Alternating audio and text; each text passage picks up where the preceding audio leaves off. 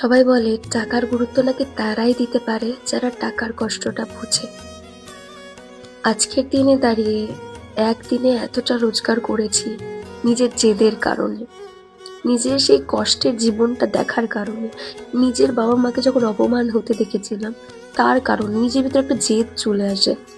আমাকে এমন কিছু করতে হবে যাতে বাবা মাকে আমি ভালো রাখতে পারি, যাতে সবার চোখে আঙুল দিয়ে দেখাতে পারি আমি করতে পেরেছি একটা মেয়ে হয়ে। অনেকে অনেক কথা বলেছিল। 2022 সালে যখন খারাপ টাইম আসে, কেউ ছিল না পাশে, কোনো রিলেটিভ ছিল না। সেই মুহূর্তে মাকে প্রতিটা দিন দেখতাম কাঁদতে, প্রতিটা দিন।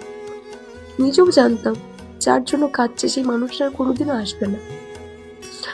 সেই সবকিছু চোখের সামনে দেখার পরেও একটাই মাথায় আসছিল, রোজগার করতে হবে, বাবা মাকে ভালো জীবন দিতে হবে।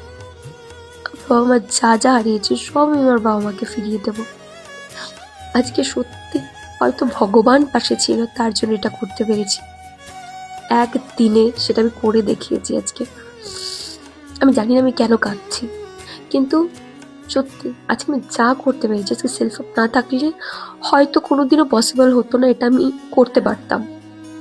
থ্যাংক ইউ সেলফ আপ, আমার খারাপ টাইমে আমার পাশে থাকার জন্য, আমাকে এত ভালো একটা দিন দেওয়ার জন্য, যাতে আজকে আমি নিজের পায়ে দাঁড়াতে পেরেছি, নিজের বাবা মাকে সাহায্য করতে পারছি, নিজে যত স্বপ্ন আছে সব পূরণ করতে পারছি।